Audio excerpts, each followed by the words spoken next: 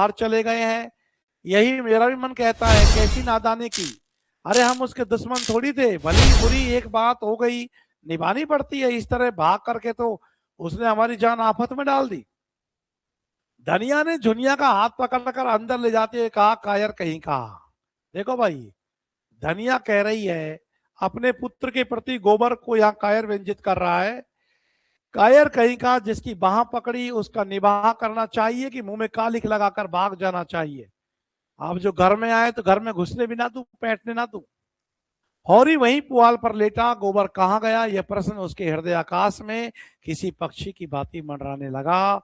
और इसके बाद 11, तो 11 से 15-16 तक हम कल अध्ययन करेंगे। तो आज तो मेरे ख्याल से आपने बहुत ज्यादा समय दिया है। गोदान निकाल लो भाई। ये सबसे टॉप तरीका लगा, इसमें टाइम तो लग रहा है, लेकिन मैं तुमको वैसे लिखा था ना ये कथनों को, तो संदर्भ नहीं समझ पाते, ऐसे याद रखने में आसानी होगी शानदार। इस बहाने हम भी थोड़ा गोदान रीडिंग कर रहे हैं। तो आज हम 16-17 खंडों तक बातचीत करेंगे विशेष अंशों के साथ में। कौन से भाग पे आ गए हम? 11 में है क्या? अच्छा, एक बात, एक सूचना आपको और देनी है भाई। ये फर्स्ट ग्रेड के विद्यार्थी हैं, ये नो कह रहे हैं साहब हम तो गोवर्धन जी जाएंगे। तो गोवर्धन जी का परिक्रमा वाला मामला है। तुमको भी चलना हो तो नाम वाम लिखा देना। नहीं, बाद में ये मत कहना भाई हमको छोड़ गए, हमको छोड़ गए। खुशबू को लिखा देना, खुशबू बैठी है, इसी का प्लान है।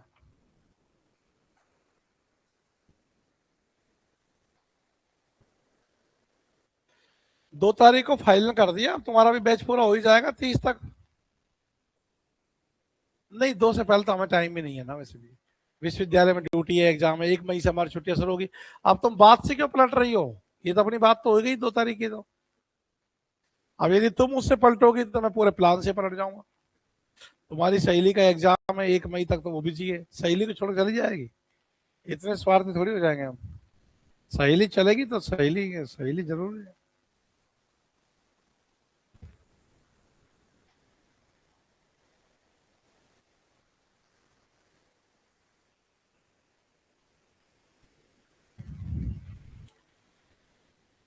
तो तुम देख लेना, अपना नाम वाम लिखा देना जब तक तुम्हारा बैच पूरा हो जाएगा। 30 तारीख को तुम्हारी लास्ट क्लास होगी। तो आध्यात्मिक यात्रा पर चलना चाहो तो सभी लाइव छात्रों का स्वागत है। पिछली बार की तरह ना हो जाए कि बस यहाँ से निकली और 3-4 यहाँ पहुंच गई और बोला हम ओला से आ रहे हैं, बस रुकवा लो, वहीं पहुंच रहे हैं, परेशान हो गई। ऐसा नहीं, पहले से देखो कितने दिन पहले का प्लान बना दिया तुमको। 2 तारीख का तो पूरा 15 दिन है। आराम से नाम लिखा दो। नाम लिखा के लिस्ट में से नाम यदि कटवा दिया किसी ने तो गोवर्धन जी उसका नाम लिस्ट में से काट देगा। क्यों, फिर भगवान जी का मामला है ना ये। तो ये कोई पिकनिक तो है नहीं, ये है। देखा तुमने, शानदार रिजल्ट आया फर्स्ट एड वाले बच्चों का। अभी सूचना आ रही है, अभी हौले हौले देंगे। लगभग शतक का तो आंकड़ा पार हो ही जाएगा। ऐसे ही तुम सेकंड ग्रेड का दो। अभी सेकंड का थोड़ी रिजल्ट आया है, उसका वो तो आ गया ना, डबल लिस्ट का तो आ गया। अब आप तो, आपको तो क्या मतलब है रिजल्ट से, हम हमारा आए तो आए। सही है। तो तुम गोदान अच्छे से पढ़ो जब आएगा। 11वें खंड की तो मुख्य घटना यही है कि तेरा छोरा जब छोरी भगा लाया है कोई की है, तो डांड तो भरा जाएगा, हुक्का पानी बंद हो जाएगा बिरादरी से। और ही का वही हुआ। ऐसे असाधारण कांड पर जो गांव में हलचल मचनी चाहिए थी, मची, और महीनों तक मचती रही। यह कौन सा असाधारण कांड है? क्या होरी की गाय का मर जाना? क्या हीरा का गांव छोड़कर भाग जाना? क्या दाता दीन और सिलिया के प्रेम प्रसंग का गांव में पता चल जाना? दाता दीन क्यों, माता दीन। दाता दीन तो बाप है। क्या गोबर द्वारा झुनिया को अपने घर ले आना? यस। तो चाहे भले ही तुमने उपन्यास पूरा ना पढ़ा हो, लेकिन जिस प्रकार से पढ़ रहे हैं तो कथा वस्तु समझ में आ ही रही है ना। तो चलो जी साहब, मैंने इसमें कुछ रेखांकित किया है, आप भी रेखांकित करो। देखो हुआ क्या था। हुआ ये था कि गांव वालों ने हौरी को जाति बाहर कर दिया। कोई उसका हुक्का नहीं पीता, न उसके घर का कोई पानी पीता है। तो अच्छी तो बात थी, घर का पानी बचेगा और जो है हुक्का कोर बचेगी, आंच बचेगी, तंबाकू बचेगी, क्या फर्क पड़ेगा। ऐसा बिरादरी का मामला है। धनिया तो कहती है भाड़ में जाए ने, ना पिए हुक्का पानी तो हम कौन से मर रहे, मत पियो। लेकिन नहीं, ये काम औरीत को बुरा लगा। पानी बंद कर देने की कुछ बातचीत ना थी, लेकिन धनिया का चंडी रूप सब देख चुके थे। कैसे थानेदार गंडा सिंह को बिगाड़ दी इज्जत इसने। पर गंडा सिंह तो ले ही गया 30 रुपया। खैर, इसलिए किसी की आगे आने की हिम्मत ना पड़ी। धनिया से कौन टक्कर ले ले, हौरी को तो कोई भी सुना देता है, पर धनिया को कौन टक्कर ले ले। 2-3 पैराग्राफ आगे बढ़ो। गांव के सब लोग इकट्ठे हुए हैं और दाता दीन भी समझाने आया है कि तूने धनिया ये काम तो अच्छा नहीं किया, इस लड़की को कुलक्षणी को अपने घर क्यों रख लिया, ये वैसे ही बेकार भाग की है। दाता दीन हार मानने वाले नहीं थे।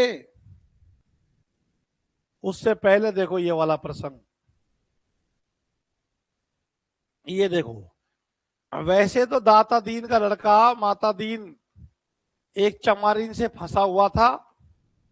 इस चमारिन का नाम क्या है, सिलिया। खुद तो जो है सिलिया को रखता है और सारा गांव जानता है।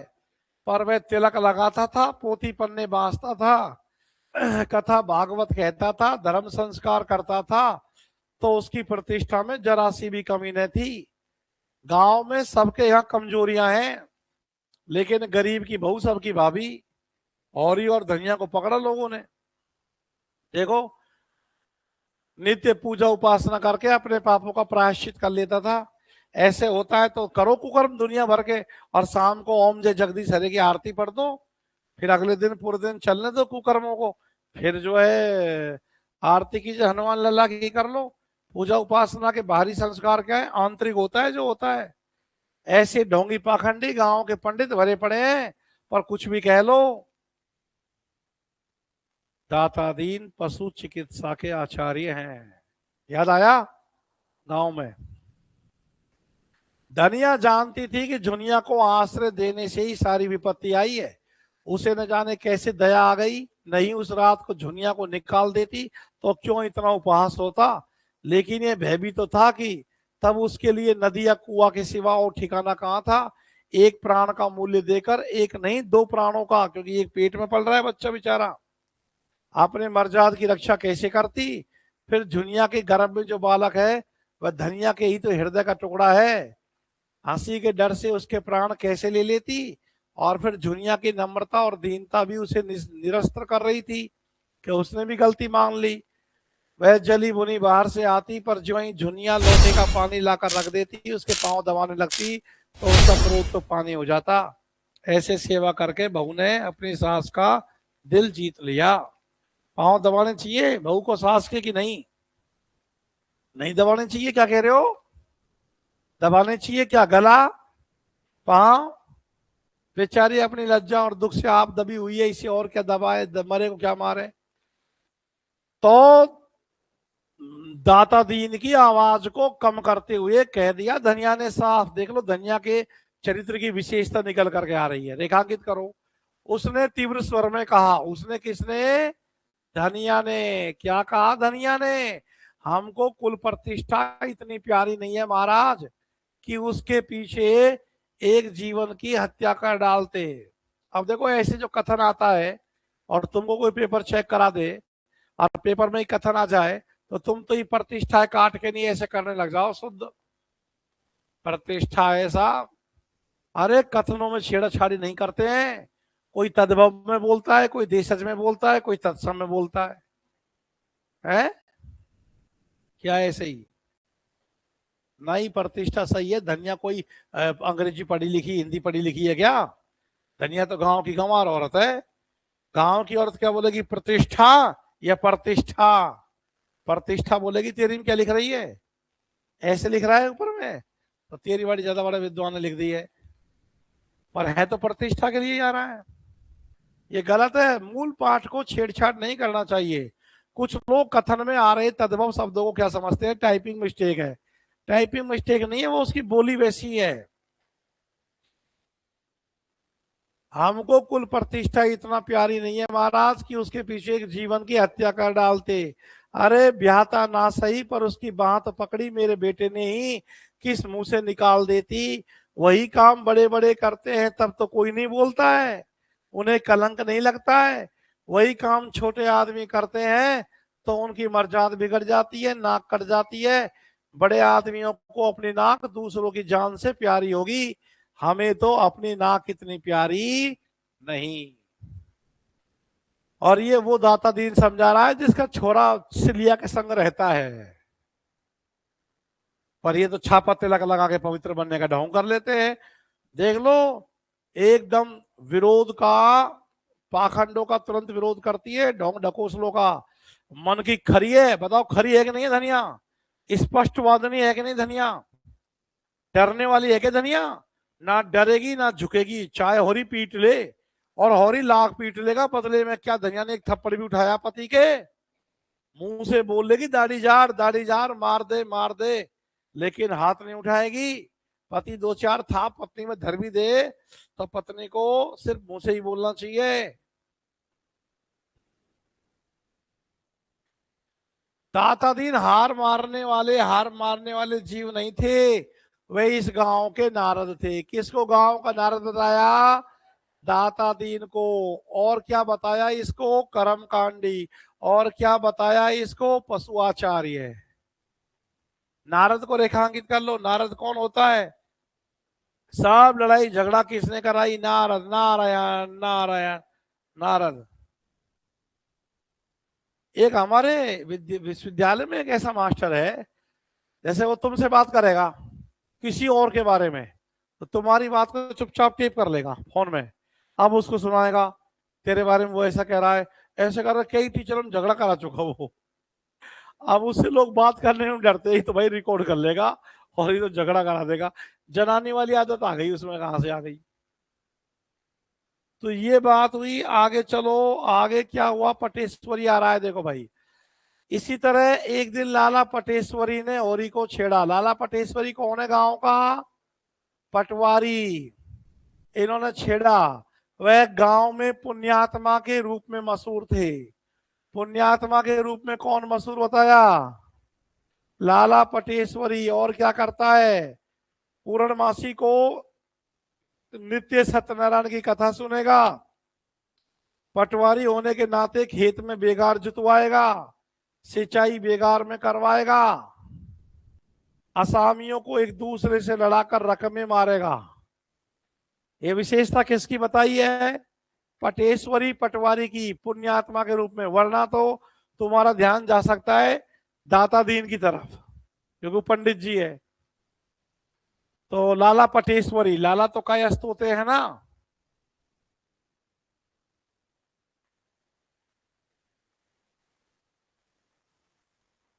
सारा गांव उनसे कांपता था। किनसे? पटवारी साहब से। ऐसे करके ये हरामखोर पटवारी है।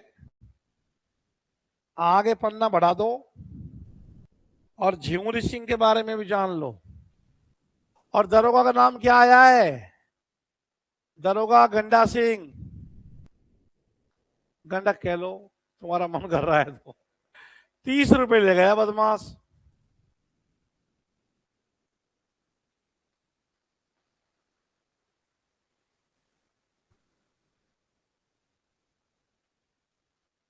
और देखो हौरी कैसा है।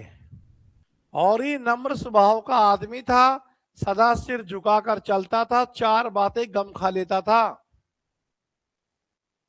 अब पूरे गांव में हीरा को छोड़कर कोई नहीं जो उसका हित चाहता था।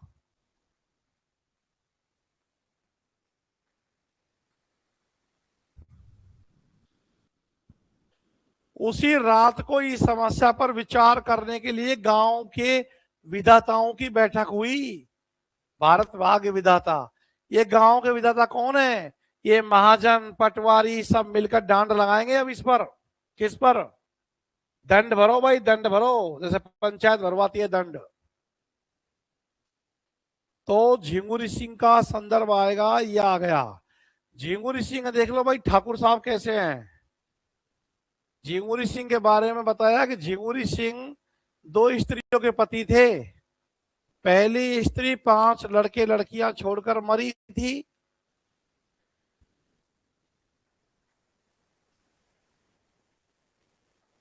पांच ज्यादा लग रहे हैं तुमको? हंस तो ऐसे रहो जैसे बहुत ज्यादा लग गए तुमको। 5 है? तुम में अभी बुद्धि नहीं आएगी। 5 तो बावड़े, 5 तो कुछ नहीं होते थे, 5 के पास संतान होती थी। 8 बहन भाई तो हमें, कोई भी 70 किलो से कम नहीं है। 70 किलो से लेके 120 किलो तक के हैं सब। फिर बात वहां मत ले जाओ, जनसंख्या में जाएगी, फालतू बात करोगे तुम। भाई भीष्म कौन सी संतान थी? 8वीं संतान। कृष्ण जी कौन सी संतान थी? और तुम 8वीं संतान पैदा करके देख लो, तुम्हारे 7 कुलों को न पार कर दे 8वीं संतान। पर तुम्हें ताकत होनी चाहिए। हम भी अपने घर में 8वीं संतान है। 8वीं संतान है हम भी हमारे घर में। 8वीं संतान तो ला के देखो तुम। ये कर दो, ये कर दो। तो ऐसे जैसे एक उपकार होगा बहुत तगड़ा भाई, वाह भाई, पितृ ऋण से मुक्ति होगी भाई। तो देखो, अभी तो उसकी अवस्था 45 के लगभग थी। मैं तो इससे छोटा हूं अभी। पर आपने दूसरा ब्याह और कर लिया। उधर उससे कोई संतान ना हुई तो तीसरा ब्याह कर लिया। और अब इसकी 50 साल की अवस्था है, 2 जवान पत्नियां घर में बैठी हैं। उन दोनों के विषय में तरह तरह की बातें फैल रही थी। अब 50 साल का बुढ़ा जवान बहुओं को बिठा के रखेगा तो फायदा तो गांव को ही हुआ। और देखो, पर ठाकुर साहब के डर के मारे कोई कुछ कह सकता था क्या? ना। और कहने का अवसर भी हो तो पति की आड़ में सब कुछ जायज है, मुसीबत तो उसको है जिसे कोई आड़ नहीं। प्रेमचंद ने कितनी अच्छी बात गांव के बारे में लिख दी है। ठाकुर साहब स्त्रियों पर बड़ा कठोर शासन रखते थे और उन्हें घमंड था कि उनकी पत्नियों का घूंघट किसी ने ना देखा होगा। मगर प्रेमचंद कहते हैं कि घूंघट की आड़ में क्या होता है उसकी उन्हें क्या खबर। किसके हालात बयान है? ठाकुर झिंगुरी सिंह। तो बताओ गोबर ने कौन सा अनर्थ कर दिया? बेचारा एक ही तो लाया है, वो भी बाल विधवा को लाया है, कहाँ कोई गलत बात है? तो ये जो आया है ना कि घूंघट की आड़ में, ये किस संदर्भ में आ रहा है? झिंगुरी सिंह के संदर्भ में। इंपॉर्टेंट पंक्ति है, आपको ध्यान रखनी चाहिए। और पंचायत निकम्मी ने क्या फैसला सुनाया वो और सुन लो आप इसमें। लो जी साहब, झिंगुरी सिंह ने समर्थन किया लगान के लिए, तो हमने 30 रुपए लिए हैं। आगे चलो, ये देखो, सर्वसम्मति से यही तय हुआ कि हौरी पर 100 रुपए तावान लगाया जाए। कितना रुपए का जुर्माना? 100 रुपए का। वैसे तावान के नाम से प्रेमचंद ने कहानी भी लिखी है, तावान, चकमा, जुलूस, सत्याग्रह। केवल एक दिन गांव के आदमियों को बटोरकर उसकी मंजूरी ले लेने का अभिनय आवश्यक था। संभव था 10-5 दिन देर हो जाए, जो भी है। पर आज ही रात को झुनिया के लड़का पैदा हो गया और दूसरे दिन गांव वालों की पंचायत बैठ गई। हौरी और धनिया दोनों अपनी किस्मत का फैसला सुनने के लिए बुलाए गए। चौपाल में इतनी भीड़ थी कि कहीं तिल रखने के लिए जगह न थी।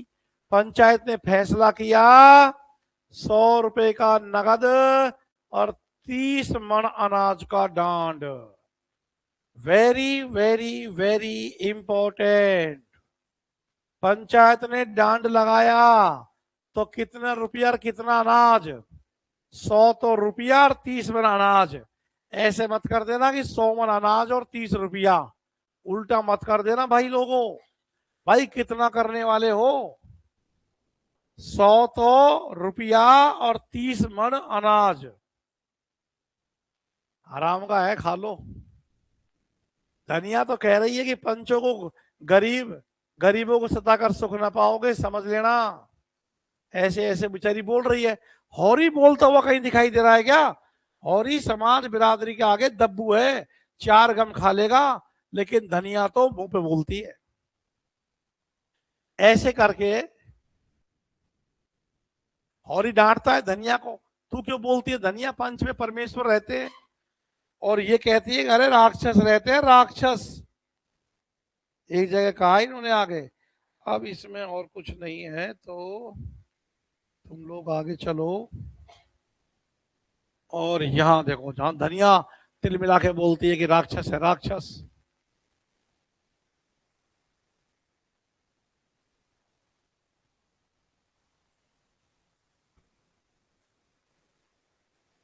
ये देखो धनिया तिल मिला के क्या बोलती है, ये पंच नहीं है, राक्षस है, सब राक्षस।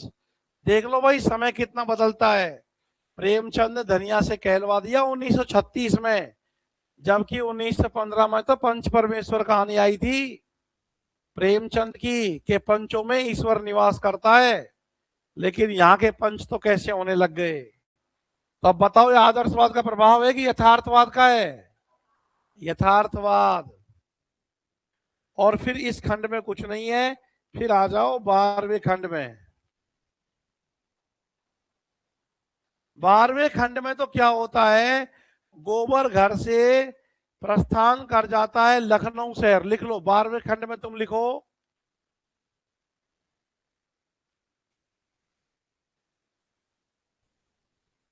बताओ 12वें खंड में क्या होता है? गोबर घर से लखनऊ प्रस्थान कर जाता है। तो क्या गोबर गांव की कथा को शहर की कथा से जोड़ देता है? बिल्कुल, लखनऊ की कथा तो शहर की कथा है। तो गोबर का गांव छोड़कर लखनऊ पलायन। और जब ये लखनऊ में पहुंचता है तो एक आदमी अपनी बीवी को ढूंढ रहा होता है शानदार तरीके से, धुन ब बधुन। ये बचाता है। वो कहता है तू बीच में कौन है, जैसे मेरे को बोल दिया एक बार रमेश मीणा ने। और जैसे वो भाभी ने बोल दिया लल्लू हमारा आपस का मामला, तू जा। तो मैंने कहा तू पिटने के लायक ही है फिर तो। ऐसे ही उस औरत ने कह दिया गोबर से भला आदमी तू हमारे बीच में क्यों पड़ता है? तो गोबर को लगा बुरी तू, पिटने के लायक है, पिट। जो पीटने वाला आदमी है उसका नाम है कोदई। बाद में लगता है यार ये तो बढ़िया आदमी है, जवान छोरा है, पता करो ना इसकी शादी हुई कि नहीं हुई, इसकी अपन शादी करवा देते हैं। कोदई। तो कोदई के यहाँ वह शरण लेता है। कहाँ लेता है? कोदई। लिख लो, कोदई है वो जो अपनी बहू को पीट रहा होता है, यहीं पर शरण ले ली। 12वें अंक के ऊपर ही लिख लो कोदई। रात में कोदई के यहां विश्राम किया। रात में कोदई के यहां विश्राम किया। तो देखो भाई कौन से भाग में बाल बच्चा हो गया गोबर के? 11वें में। देख लो, गौरी ने पूछा बच्चा किसको पड़ा है? धनिया ने प्रसन्न होकर जवाब दिया बिल्कुल गोबर को गया है। सच।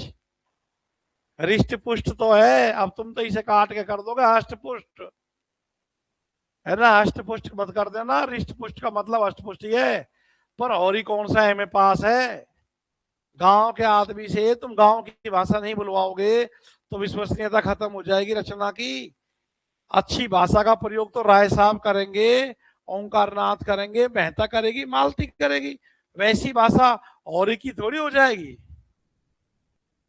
रिष्ट पुष्ट तो है, हाँ अच्छा है। 12वें भाग में रात को गोबर झुनिया के साथ चला तो ऐसा कांप रहा था जैसे उसकी नाक कटी हुई थी। झुनिया को देखते ही सारे गांव में कोहराम मच जाएगा, लोग चारों ओर से कैसी हाय हाय मचाएंगे, धनिया कितनी गालियां देगी। ये वही है, वही प्रसंग चल रहा है कि खुद गायब हो गया और उसने वो उसको आगे बढ़ा दिया। लेकिन इसका भागना कौन से अंक में दिखाया जा रहा है? 12वें अंक में। हौरी का तो उसे भय नहीं था कि एक बार दहाड़ेंगे फिर शांत हो जाएंगे, लेकिन डर था किसको असली? धनिया का। जहर खाने लगेगी, घर में आग लगाने लगेगी, तो धनिया में करंट ज्यादा है। तो वो भाग गया। अब भाग गया तो भाग गया।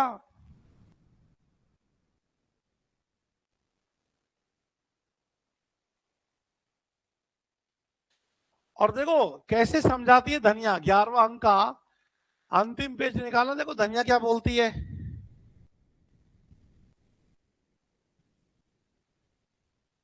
देखो धनिया ने होठ चबाकर कहा, न हुक्का खुलता तो हमारा क्या बिगड़ जाता था। 4-5 महीने नहीं हुक्का पिया तो क्या छोटे हो गए। मैं कहती हूँ तुम इतने भौंदू क्यों। अपने पति औरी को बोल रही है वो, क्या हुक्का पानी बंद हो गया तो होने दो भाई। ये 30 मन अनाज और 100 रुपए का डांट कहां से भर देंगे हम। तो ये हर औरी के हर कदम, जो औरी का हर कदम शोषण की तरफ जाता है, उसका धनिया विरोध करती है। तो चलिए साहब 12वें अंक में तो हम क्या देख रहे हैं कि कैसे वो भागा है, कैसे गया है, शहर में कैसे मजदूरी के लिए लोग जो है तरसते हैं, यही सब दिखाया है इसमें। तो जो सबसे लास्ट वाला दृश्य है उससे 4-5 पैराग्राफ पहले देखना है हमको। हौरी जो ही मड़ैया से निकला,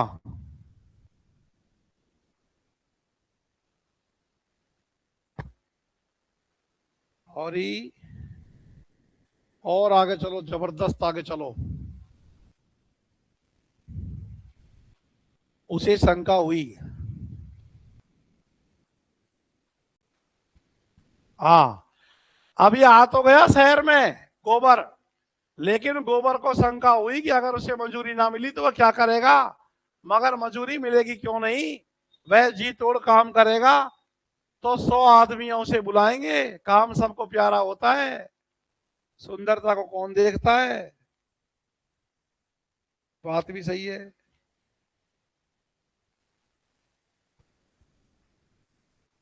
चलो जी साहब आगे।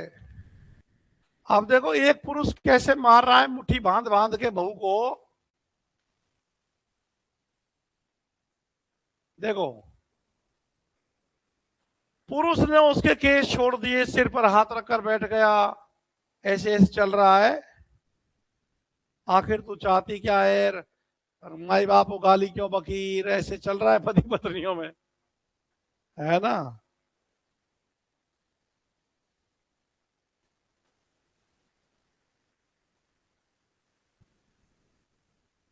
और देखो राहगीरों को इस कले में अभिनय का आनंद आ रहा था, मगर उसके जल्द समाप्त होने की कोई आशा नहीं थी। तो मंजिल खोटी होती थी तो निकल एक एक लोग कब तक तमाशा देखेंगे पति पत्नियों को झगड़े का। गोबर को पुरुष की निर्दयता बुरी लग रही थी। ये पुरुष कौन है, ये पुरुष है कोदई, जो अपनी बीवी को ढूंढ रहा है। निर्दयता बुरी लग रही थी, भीड़ के सामने तो कुछ न कह सकता था, मैदान खाली हुआ तो बोला भाई मर्द और औरत के बीच में बोलना तो ना चाहिए, मगर इतनी बेदर्दी भी अच्छी नहीं होती। कैसे मार पीट रहा है यार, क्या मामला क्या है तेरा भाई। पुरुष ने कौड़ी की सी आंखें निकाल कर कहा तुम कौन हो। गोबर ने निशंक भाव से कहा मैं कोई हूं, लेकिन अनुचित बात देखकर सभी को बुरा लगता है। पुरुष ने सिर हिलाकर कहा मालूम होता है अभी मेहरिया नहीं आई तभी इतना दर्द है, शादी नहीं हुई है, घरवाली नहीं आई है अभी। मेहरिया आएगी तो भी उसके झोटे पकड़ कर ना खींचूंगा। गोबर कह रहा है झोटे का मतलब क्या होता है।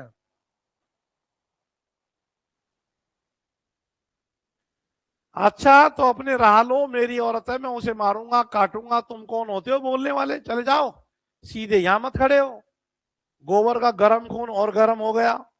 युवा था ही, वह क्यों चला जाए, सड़क सरकार की है किसी के बाप की नहीं है। वह जब तक चाहे वहां खड़ा रह सकता है, वहां से उसे हटाने को किसी को अधिकार नहीं है। पुरुष ने होठ चबाकर कहा तो तुम न जाओगे, आऊं। गोबर ने अंगोछा कमर में बांध लिया, आजा, और तैयार हो गया समर के लिए। तुम आओ या नहीं आओ, मैं तो तभी जाऊंगा जब मेरी इच्छा होगी। तो मालूम होता है कि हाथ पैर छुड़ा के जाओगे, यह कौन जानता है कि इसके हाथ पांव टूटेंगे। तो तुम न जाओगे ना। पुरुष मुट्ठी बांधकर गोबर की ओर झपटा। उसी क्षण युवती ने उसकी धोती पकड़ ली और उसे अपनी ओर खींचती हुई गोबर से बोली तुम क्यों लड़ाई करने पर उतारू हो रहे हो जी, अपने राह क्यों नहीं जाते। यहाँ कोई तमाशा है, हमारा आपस का झगड़ा है, कभी वह मुझे मारता है कभी मैं उसे डांटती हूँ, तुमसे मतलब। गोबर ये धिक्कार पाकर चलता बना। दिल में कहा कि औरत मार खाने के ही लायक है। गोबर आगे निकल गया तो युवती ने पति को डांटा, तुम सबसे लड़ने लगते हो, उसने कौन सी बुरी बात कही थी जो तुम्हें चोट लग गई? बुरा काम करोगे तो दुनिया बुराई कहेगी, मगर है किसी भले घर का और अपनी बिरादरी का ही जान पड़ता है, क्यों न उसे अपने बहन के लिए ठीक कर लेते। और तेरी बहन का रिश्ता तो खोज रहा है, कर ले जुगाड़, देख ले। अरे गोबर की तो लॉटरी लग गई। अब गोबर की एक तो झुनिया वहां है, यहाँ कौन ने देखा है, यहाँ और कर ले ब्याह। पति ने संदेह के स्वर में कहा, क्या अब तक कंवारा बैठा होगा? तो पूछ ही क्यों ना लो। पुरुष ने 10 कदम दौड़कर गोबर को आवाज दी और हाथ से ठहर जाने का इशारा किया। गोबर ने समझा शायद इसके सिर पर भूत सवार हुआ, तभी ललकार रहा है। मार खाए बगैर न मानेगा। अपने गांव में कुत्ता भी शेर हो जाता है, लेकिन आने दो। लेकिन उसके मुख पर समर की ललकार ना थी, मैत्री का निमंत्रण था। उसने गांव और नाम और जात पूछी। गोबर ने ठीक ठीक बता दिया। उस पुरुष का नाम क्लियर। कौदई ने मुस्कुराकर कहा, हम दोनों में लड़ाई होते होते बची, तुम चले आए तो मैंने सोचा तुमने ठीक ही कहा, मैं हक ना हक तुमसे तन बैठा। कुछ खेती बाड़ी घर में होती है ना। गोबर ने बताया कि उसके मौरूसी 5 बीघे खेत है। भाई 5 बीघा को ध्यान रखना, पहले भी एक बार 5 बीघा का उल्लेख आया है। मौरूसी 5 बीघे का खेत है। मौरूसी क्या होता है? तो वो है कि जो मौसम में बारिश होती है तो खेती हो जाती है, और एक हल की खेती होती है, 2 हल की खेती नहीं होती। 2 हल से क्या मतलब होता है? तो 2 हल में तो दो दो जोड़ी, एक एक जोड़ी, 2 जोड़ी बैल हो जाएंगे।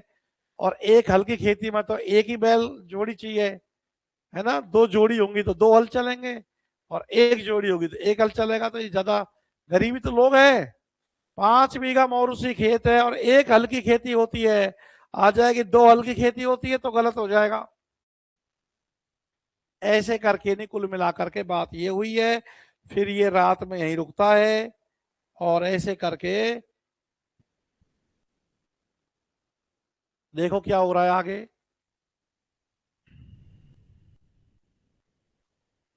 ये देखो, वह खुद पछता रही है, चलो जरा माता जी को समझा देना, और ये सब है। हमारी भी बहन है, 4 दिन उसकी सगाई हो जाएगी, हमारी सास हमें गालियां देगी, क्या क्या चल रहा है। गोबर को रात के लिए कोई ठिकाना चाहिए था ही, कोदई के साथ हो लिया।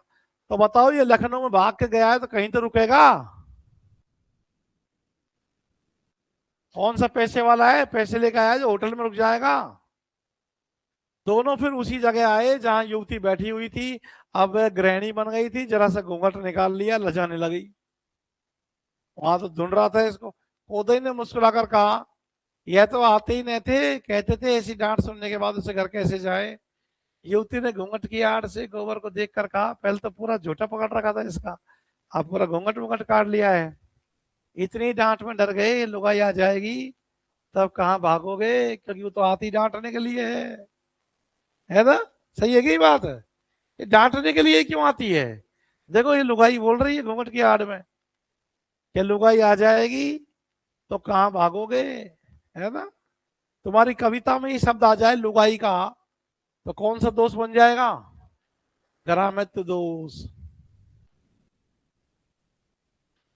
गांव समीप ही था। गांव क्या था? पुरवा था। पुरवा का मतलब ढाणी से ही मान लो। 10-12 घरों का पुरवा था कोदई का। आधे घर खपरेल के थे, गरीब लोग होते हैं खपरेल के घर बनाते हैं, कौन सा लेंटर गिरेंगे। आधे फूस के कोदई ने अपने घर पहुंचकर खाट निकाली, दरी डाल दी, शरबत बनाने को कहे, चिलम भर लाया। वो जो रस रस आता है, रसपान कर जाओ, रसपान कर जाओ, तो वो रस वही शरबत के लिए ही आता है। तो भाई शरबत बना दी, चिलम भर लाया। तो गांव में देखो यही स्वागत सत्कार होता है, चिलम भर दो और कुछ ठंडा पानी पिला दो। एक क्षण में वही युवती लोटे में शरबत लेकर आ गई, पर अब शरबत का क्रेज हो गया खत्म। इसकी जगह लोग नींबू पानी तो पी लेते हैं, पर शरबत में शुगर के कारण सब डरते हैं। ये तुम क्या हुआ? ये बहुत गर्द मचाता है। और कबूतर जो है ना, ये चलता फिरता अस्थमा है। ये जब उड़ता है तो ऐसे कण छोड़ता है जो सांस को अवरुद्ध करते हैं। वो बैठी है कैसी घरवाली है?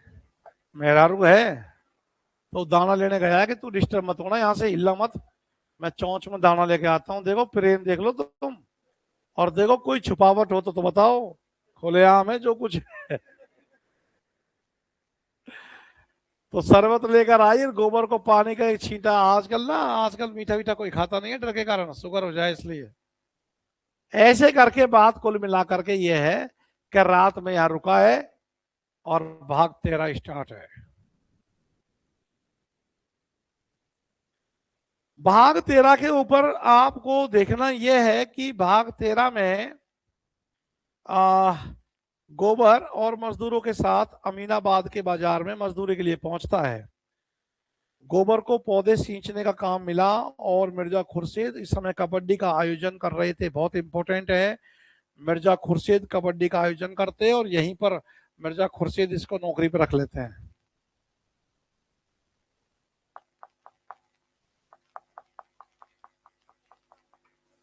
तेरह की बात कर रहा हूं, लिखो 13 के ऊपर लिखो।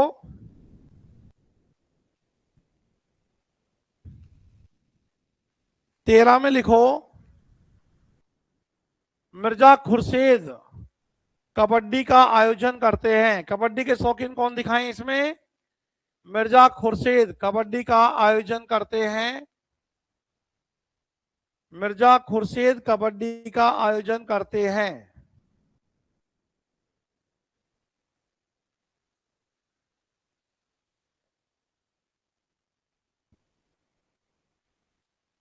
और इसी में आप देखोगे कि मिर्जा खुर्शीद गोबर को, तुम एक बार इसका 13वें का सबसे अंत वाला सीन देखना।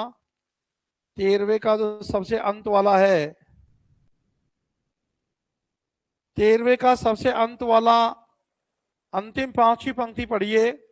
हम तुम्हें 15 रुपए देंगे और खूब कसकर काम लेंगे। कौन कह रहा है? मिर्जा खुर्शीद।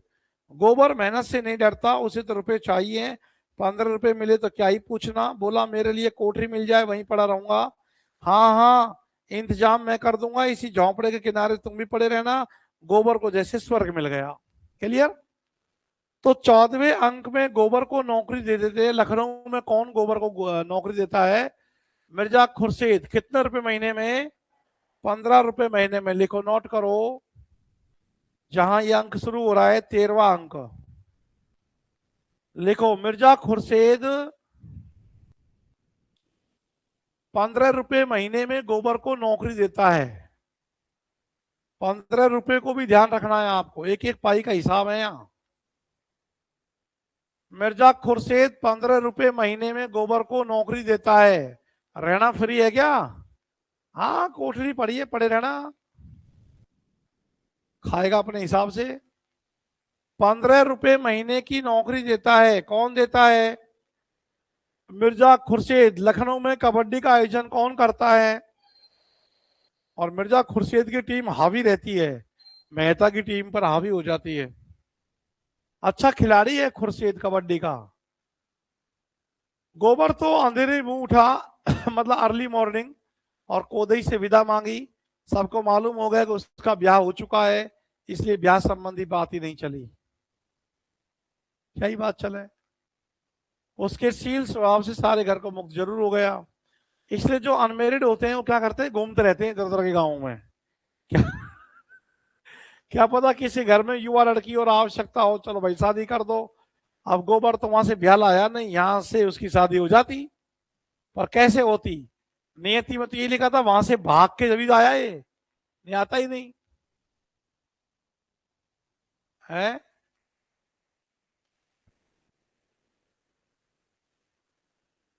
मुकेश क्या कह रहा है? कोई कथन लिख के भेजा है ना, तो ये कथन आया है कि नहीं आया? अभी लिखते वो लोग हैं जिनके अंदर कुछ दर्द है, अनुराग है, लगन है, विचार है। ये आया है क्या कथन? अभी हो सकता है आगे आए, या हो सकता है वहां उधर चला गया हो, जब ये ओंकार नाथ वगैरह सब बैठ करके बात कर रहे हो, बिजली के संपादक, है ना। सब कथनों को तो यार तुम याद भी नहीं कर पाओगे, जो बहुत इंपॉर्टेंट कथन है, क्योंकि ये तो पूरा उपन्यास है भाई, इसमें कहाँ याद कर लोगे। टच करने वाले उदाहरणों को पकड़ रहे हैं अपन। आगे चलो, 13वें में तो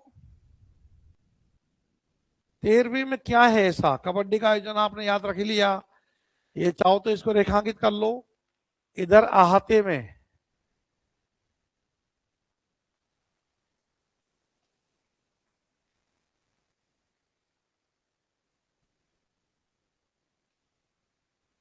ये देखो इधर अहाते के फाटक पर मिर्जा साहब तमाशाइयों के टिकट बांट रहे थे, और तमाशाई किस बात का? कबड्डी के। ये देख लो बूढ़ी कबड्डी का विज्ञापन, बूढ़े बूढ़े लोग लड़ रहे हैं कबड्डी। तो कबड्डी का क्या नाम हो गया है? बूढ़ी कबड्डी। अभी आया नहीं होगा, हो सकता है आगे आएगा कथन जो तुम पूछ रहे हो, है ना? नहीं तो अपन उसको रेखांकित कर चुके होते। तो बूढ़ी कबड्डी का आयोजन हो रहा है भाई। कर कौन रहा है कबड्डी का आयोजन? है? हाँ। और मिर्जा साहब तगड़ा है, लड़ाकू है, पूरा कबड्डी का खिलाड़ी एक नंबर का। चलाए जाओ पन्ने आप तो आगे देखो। सहसा मिर्जा एक छलांग लगाते हैं। मिस्टर तंखा के मालती पे जाल फेंक रहे हैं।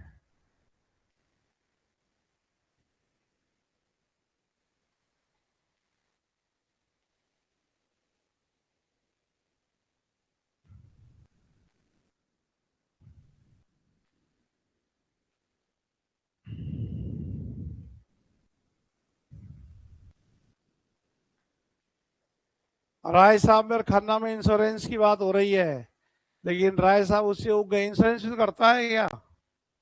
इंश्योरेंस तो वो करता है, बीमा कंपनियों का एजेंट कौन है? श्याम बिहारी तंखा है।